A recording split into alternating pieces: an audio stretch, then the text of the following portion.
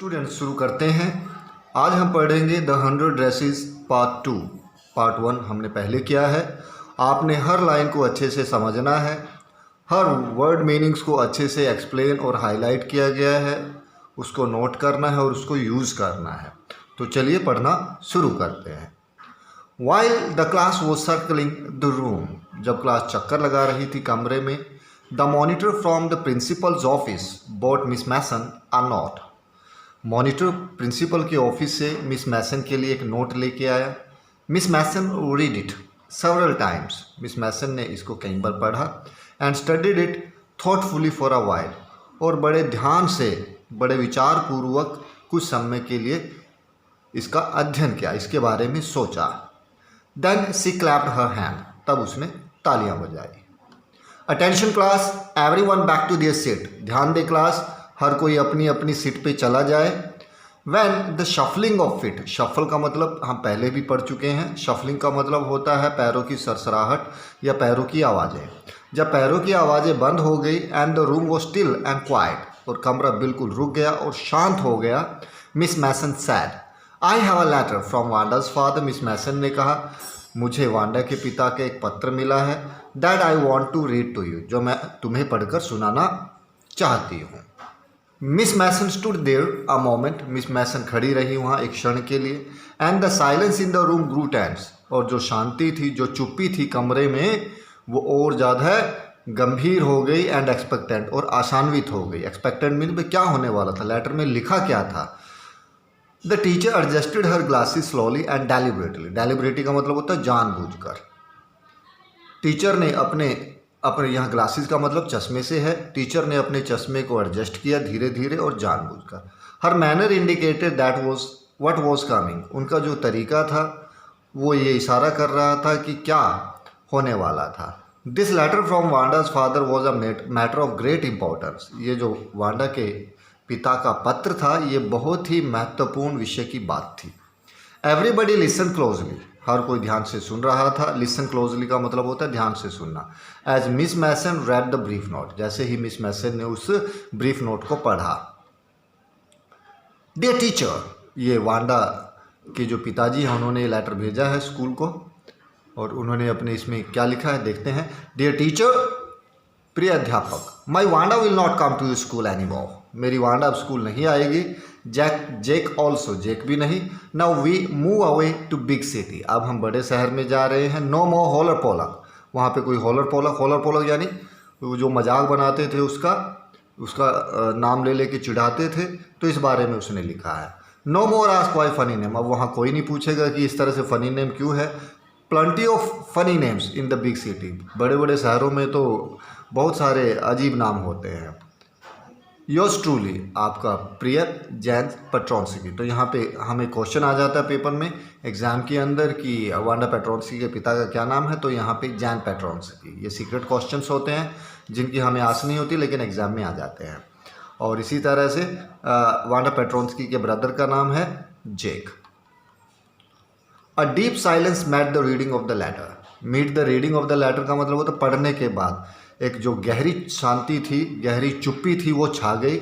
Miss Mason took off her glasses, Miss Mason ने अपना चश्मा उतारा। ब्लू ऑन दैम, उनके ऊपर फूंक मारी। And wipe them on her soft white handkerchief, और उनको साफ किया अपने सफ़ेद रंग के नाजुक रुमाल के ऊपर। Then she put them on again, तब उसने उनको दोबारा पहन लिया। पुट ऑन का मतलब होता है पहनना।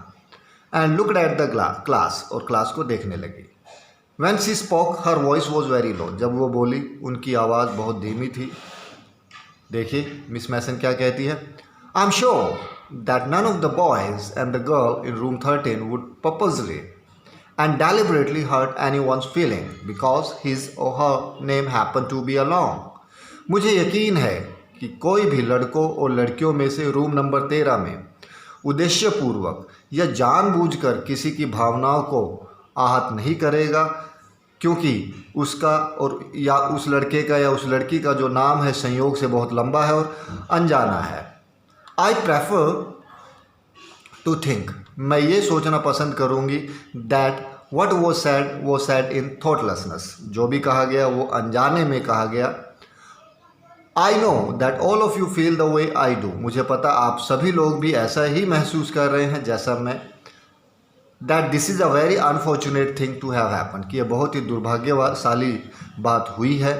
अनफॉर्चुनेट एंड सैड, बहुत ही दुर्भाग्यशाली और दुखी, उदासी वाली बात। And I want you to think about it, और मैं चाहती हूँ कि आप इस बारे में सोचो। यानी यह टीचर उनको इंट्रोस्पेक्ट करने के लिए कह रही है, क्योंकि कहीं ना कहीं टीचर्स को भी पता है कि जो स्टूडेंट्स हैं वो वांडा पेट्रोन्स्की को टीज किया करते थे। और हमने फर्स्ट पार्ट में पढ़ा कि Wanda Petronski was a genius, she was a gifted artist and she very easily won the competition. चलो आगे देखते हैं क्या हुआ। और पूरा स्कूल बड़ा दुखी था भी, ऐसे ब्रिलियंट टैलेंट को हमने खो दिया। कोई भी स्कूल नहीं चाहता कि उसका जो बेस्ट बच्चा है, उसका जो अच्छे स्टूडेंट्स हैं, वो उनको छोड़कर जाए। The first period was a study period, कोई भी पहला जो पीरियड होता है वो स्टडी पीरियड था। Maddie try to prepare her lesson, Maddie ने अपने लेसन को तैयार करने की कोशिश की, but she could not put her mind on work. Put mind on work का मतलब होता है दिमाग को काम पे लगाना या दिमाग को केंद्रित करना किसी एक काम के ऊपर। वो अपने दिमाग को केंद्रित नहीं कर पा रही थी काम पर, यानी अपने दिमाग को काम पे नहीं लगा रही थी। She had a very sick feeling in the bottom of a stomach, उसे एक बहुत बुरी सी फीलिंग हो रही थी उसके पेट में, यानी उसके पेट में कुछ नहीं हो रहा था। एक्चुअल बात यह है कि उसे बड़ा, मैडी एक बड़ी सेंसिटिव शॉर्ट ऑफ गर्ल है और उसे बड़ा दुख हो रहा था कि उसकी वजह से एक ऐसी लड़की स्कूल छोड़ने को मजबूर हो गई है जो बहुत ही प्रतिभावान थी। She had a very sick feeling in the bottom of a stomach, उसे बहुत बुरी फीलिंग आ रही थी। True, she had not enjoy listening to Peggy ask Wanda how many dresses she had in her closet. ये सच भी है, उसे बिल्कुल भी अच्छा नहीं लगता था जब पैगी वांडा से पूछती थी कि उसकी कितनी ड्रेसेस हैं उसकी क्लोजेट में। But she had said nothing, लेकिन उसने कुछ कहा भी नहीं था। She had stood by silently, stand by का मतलब होता है साथ खड़े रहना, और वो साथ खड़ी रही थी चुपचाप। And that was just as bad as what Peggy had done, और ये भी उतना ही बुरा था जितना पैगी ने किया था, बस उससे भी ज़्यादा बुरा। She was a coward, coward means डरपोक, कायर, वो एक कायर थी। At least Peggy hadn't considered they were being mean, but she Maddie had thought they were doing wrong. कम से कम पैगी तो इसको बुरा ही नहीं समझती थी कि वो बुरा कर रहे हैं, लेकिन वह मैडी तो इस बारे में सोचा था उसने तो कि वो बुरा कर रहे हैं। She could put herself in Wanda's foot, to put someone shoes का मतलब होता है बड़ी माफ़ी मांगना या बड़ा पछतावा करना, बड़ा खेद करना, किसी से क्षमा मांगना कुछ गलत कर देने के लिए। She could put herself in Wanda's shoes, वो अपने आप को वांडा के कदमों में डाल सकती थी। Goodness, wasn't there anything she could do, हे भगवान कुछ ऐसा नहीं था कि जो वो कर पाए। If only she could tell Wanda she hadn't mean to hurt her feeling, बस वो वांडा को इतना ही बता दे कि उसका इरादा नहीं था उसकी भावनाओं को नुकसान पहुंचाने का। She turned around and stole a glance at Peggy, वो पलटी और उसने पैगी की तरफ देखा। स्टील अ ग्लांस का मतलब होता है एक निगाह किसी की तरफ देखना। But Peggy didn't look up, लेकिन पैगी ने ऊपर नहीं देखा। She seemed to be studying hard, ऐसा लगा वो काफ़ी पढ़ाई कर रही थी। Well whether Peggy felt badly or not, चाहे पैगी को बुरा लग रहा था या नहीं, she Maddie had to do something.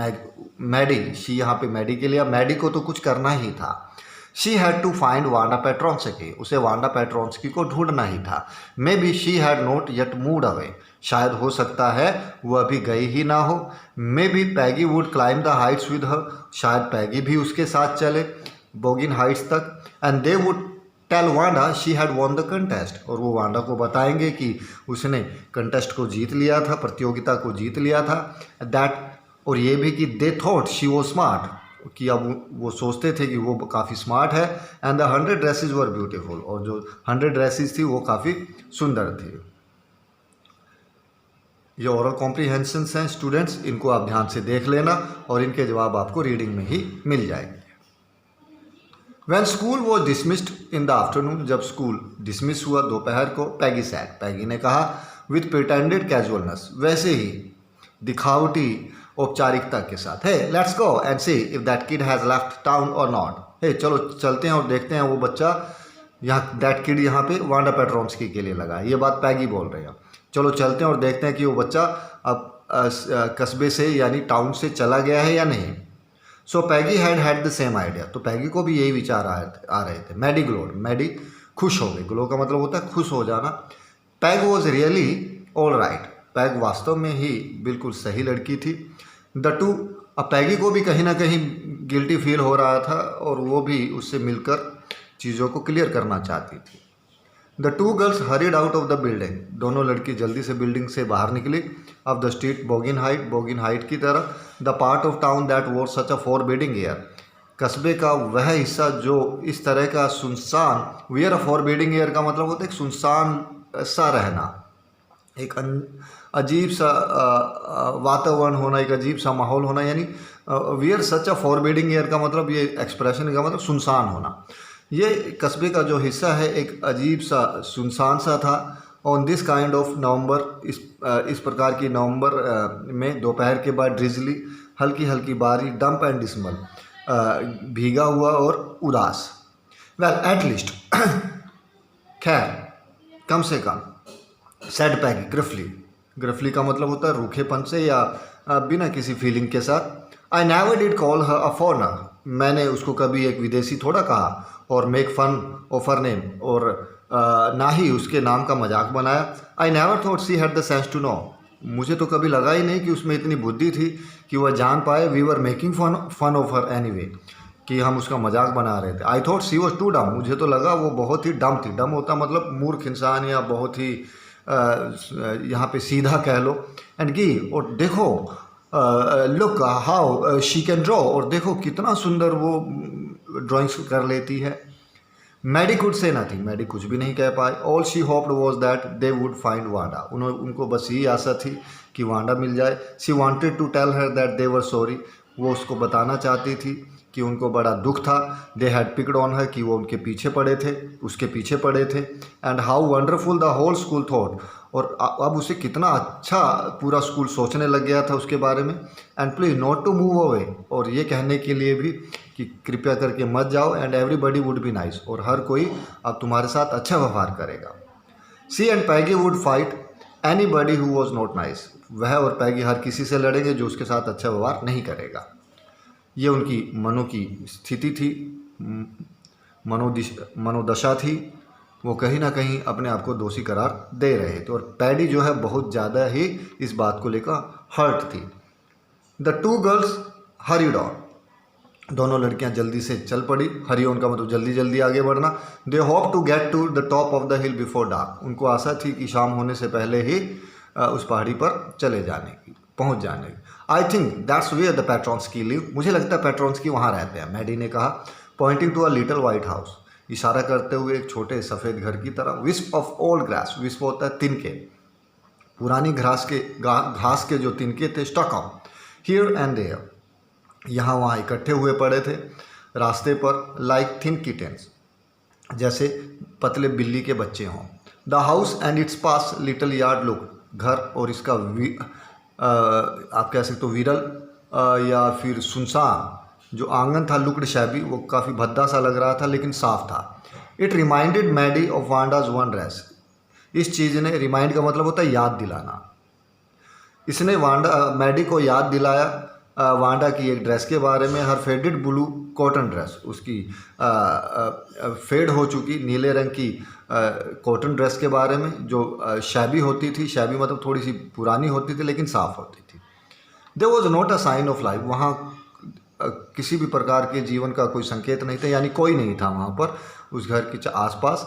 Peggy knocked formally on the door. Peggy ने बड़ी ज़ोर से दरवाज़ा खटखटाया, but there was no answer, कोई जवाब नहीं आया। She and Maddie went round to backyard. वह और मैडी जो है पीछे गए। एंड नॉक्ड देयर, वहाँ दरवाज़ा खटखटाया। Still there was no answer, फिर भी कोई जवाब नहीं था।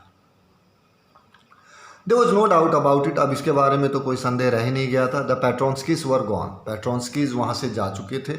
How could they ever make amends, make amends का मतलब होता है गलतियाँ सुधारना। ये देखो यहाँ लिखा भी है, to show that one is sorry by doing something good, यानी ये दिखाना कि किसी को खेद है कुछ गलत कर देने का और उसको सुधारना चाहता है, यानी वही बात है मेक अमेंड्स, गलतियाँ सुधारना।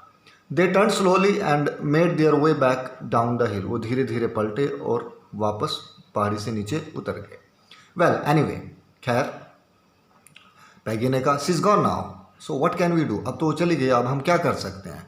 Besides when I was asking her about all her dresses, इसके अलावा जब मैं उससे उसकी ड्रेसेस के बारे में पूछ रही थी, she probably was getting good ideas for her drawing, संभवतः उसे अच्छे अच्छे आइडिया मिल रहे थे ड्राइंग्स के लिए। She might not even have von the contest otherwise, वरना शायद उसने इस प्रतियोगिता को जीता ही नहीं होता।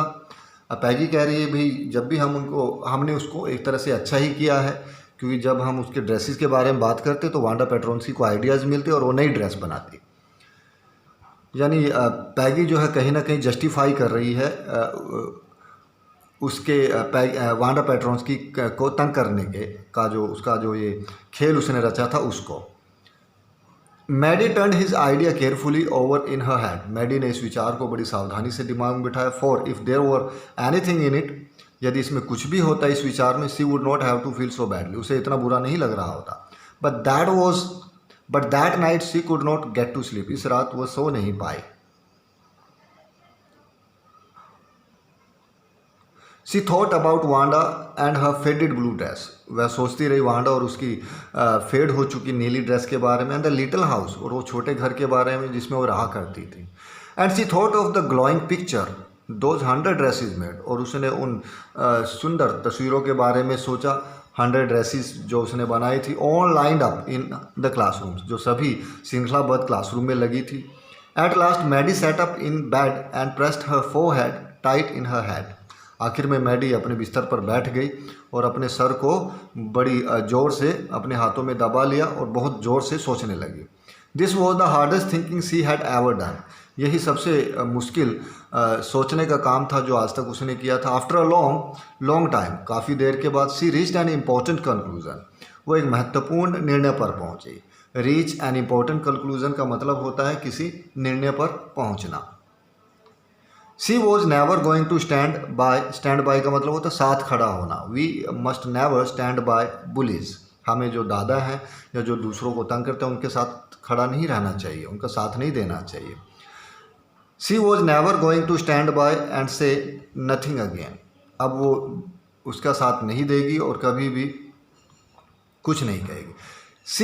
If she ever heard anybody picking on someone, pick on बार बार आ रहा है, इसका मतलब होता है किसी के पीछे पड़ जाने। यदि उसने कभी सुन लिया किसी के पीछे पड़ते हुए, because they were funny looking, सिर्फ इसलिए क्योंकि वो अजीब दिखते थे, या इसलिए दे हैड स्ट्रेंज नेम, या फिर उनके नाम अजीब थे, शी वुड स्पीक अप, वो इसके खिलाफ आवाज़ उठाएगी। Even if it meant losing Peggy's friendship, चाहे इसका मतलब पैगी की दोस्ती को खो देना ही क्यों ना हो। She had no way of making things rights, अब उसके पास कोई तरीका नहीं था जिससे वो गलतियों को सुधार सकती वांडा के साथ। But from now on she would never make anybody else that unhappy again, परंतु आज से वो कभी किसी और को इतना दुखी नहीं करेगी।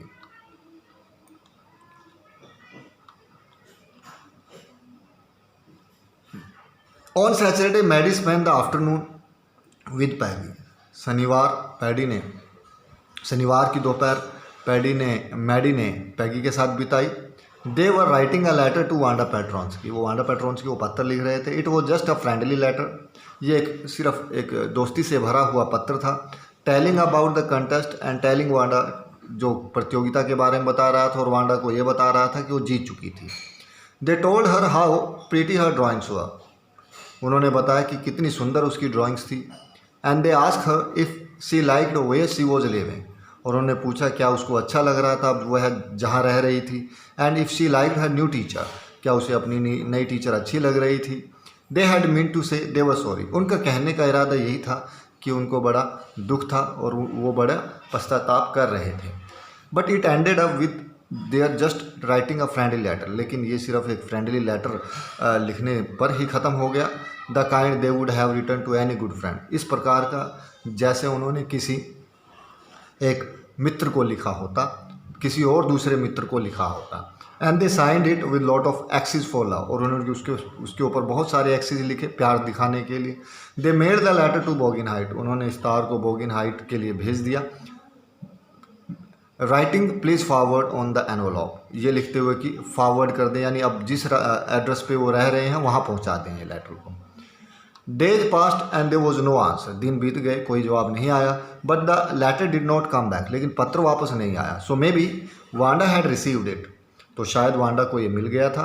Perhaps he was so hurt and angry she was not going to answer, और शायद वो इतनी दुखी और गुस्सा थी कि वो उसका जवाब नहीं देने वाली थी।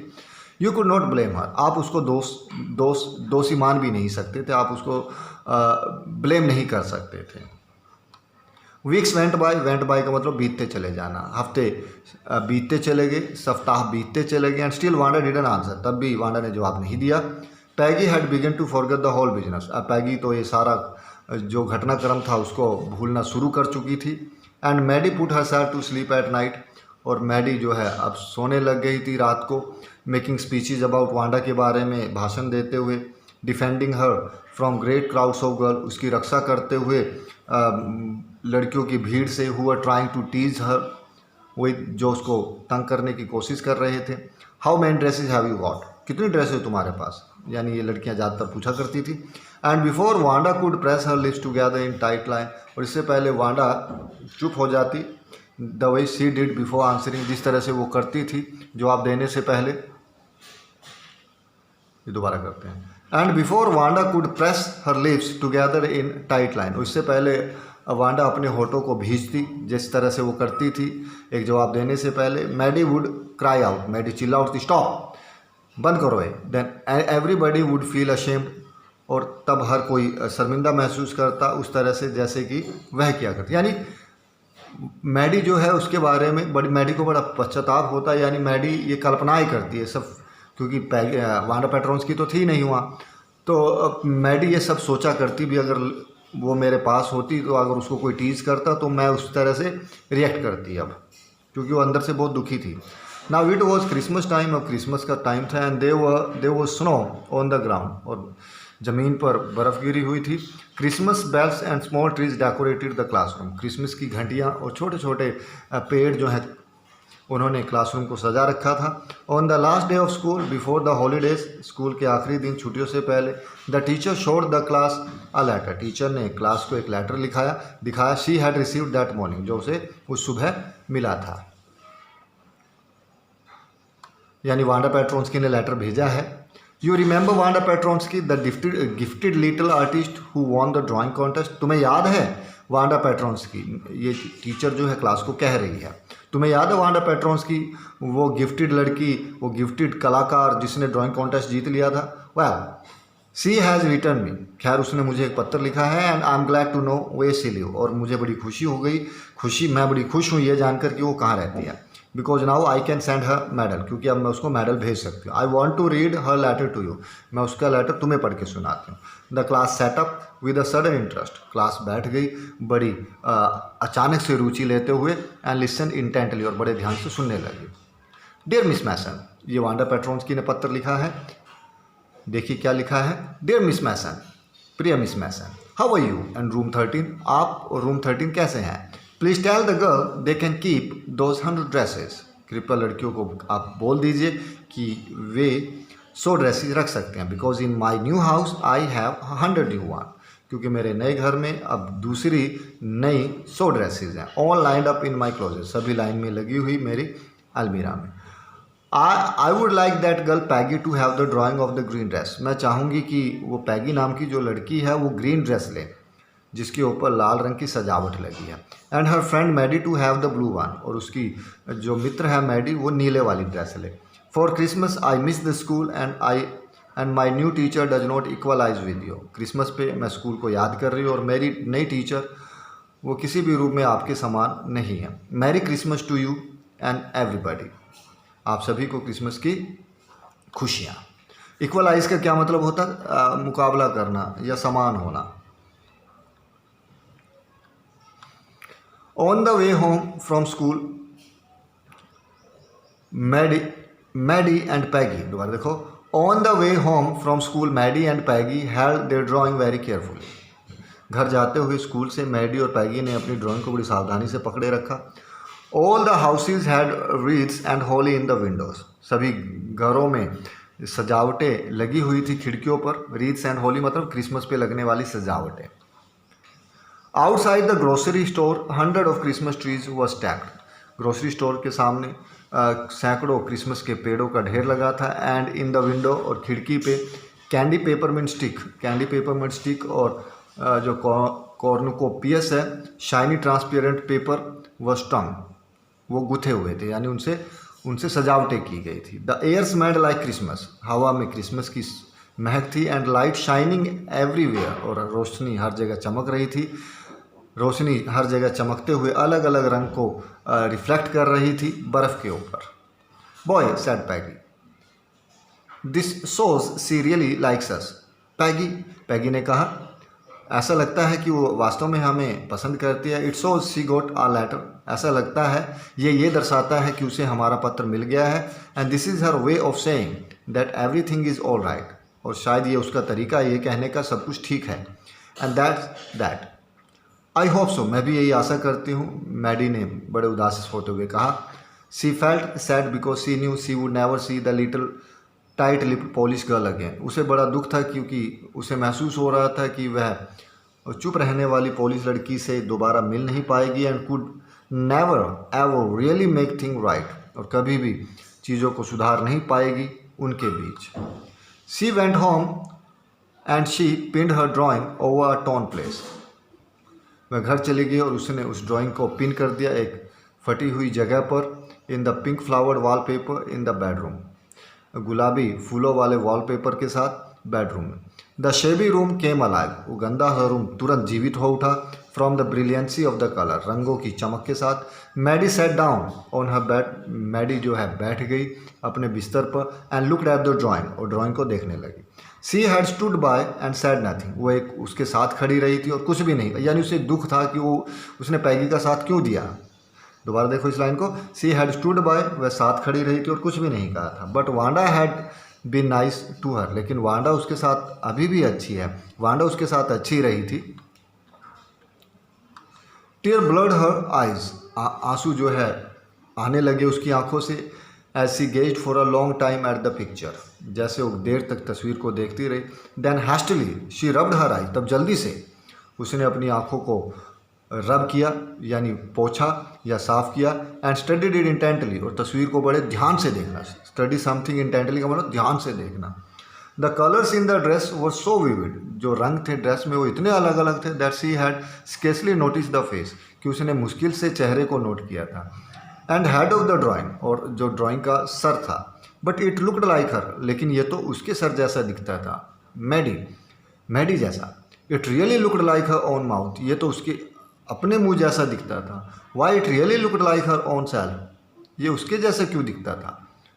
Wanda had really drawn this for her. Wanda ने वास्तव में उसी के लिए बनाई थी। एक्साइटेडली, बड़ी एक्साइटेड होते हुए। She ran over to Peggy's. वो पैगी के घर चली गई। Peg, she said. उसने कहा, Peg let me see your picture. मुझे तुम्हारी तस्वीर देखने दो। What's the matter. क्या बात है, पैगी ने पूछा। As they clattered up to her room. जैसे वो तेजी से अपने क्लैटर्ड अप टू रूम का मतलब वो जल्दी से अपने कमरे में जाना। Where Wanda's drawing was laying face down on bed. जहाँ पे वांडा की जो ड्राइंग थी वो उल्टी बेड के ऊपर पड़ी थी। फेस डाउन का मतलब होता है उल्टी, यानी चेहरा नीचे होना। Maddie carefully raised it. मैडी ने इसको सावधानी से उठाया। Look she drew you. देखो उसने तुम्हारी तस्वीर बनाई। दैट्स यू, ये तुम हो। She exclaimed. उसने काफ़ी रोमांचित होते हुए कहा। And the head and face of this picture did look like Peggy. और जो इसका सर और चेहरा था वो वास्तव में पैगी के जैसा ही दिखता था। व्हाट डिड आई से। मैंने क्या कहा। Said Peggy. मैंने क्या कहा था, पैगी ने कहा। She must have really like us. उसे ज़रूर हम अच्छे लगे होंगे तभी तो। Yes she must have. हाँ जरूर उसे हम अच्छे लगे होंगे। मैडी इस बात से सहमत होगी। And she blinked away the tears that come every time she thought of Wanda. और उसने उन आंसुओं को आंखें झपकाते हुए दूर किया जो हर बार उसकी आंखों से आ जाते थे जब भी वो वांडा के बारे में सोचती। Standing alone in that Sunny spot, अकेले खड़े हुए उस धूप वाले जगह के ऊपर स्कूल के आंगन में, looking stolidly over at the group of laughing girl, बड़ी रूखेपन से लड़कियों के समूह को देखते हुए, हंसती हुई लड़कियों को देखते हुए। आफ्टर शी हैड वॉकड, जब वो चली गई थी। आफ्टर शी हैड सेड, जब उसने ये कह दिया था। श्योर 100 ऑफ देम, हाँ पक्का 100 हैं, सभी लाइन में लगी हुई। तो ये इस चैप्टर की रीडिंग थी और आपने इस चैप्टर को बड़े ध्यान से समझना है। और इस वीडियो को अगर आपको अच्छी लगी है तो आप शेयर और सब्सक्राइब और लाइक करना ना भूलें और अपने फ्रेंड्स में शेयर करते रहें ताकि उनको भी एग्ज़ाम में बहुत अच्छा बेनिफिट इसका हो पाए। Thank you for watching.